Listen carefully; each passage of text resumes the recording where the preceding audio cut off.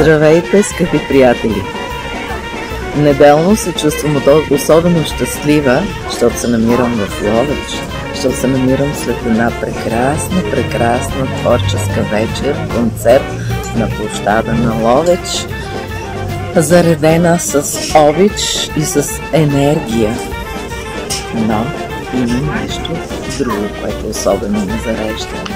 Имах щастието музиканти от Ловеч да ми направят прекрасен аранжимент на една северняшка китка.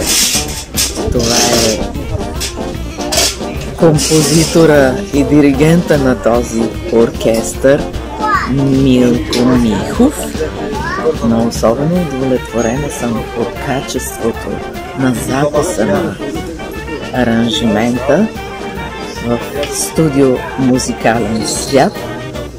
Специални благодарности искам да изкажа на Мирослав Стоянов и тон режисьор Илян Димитров.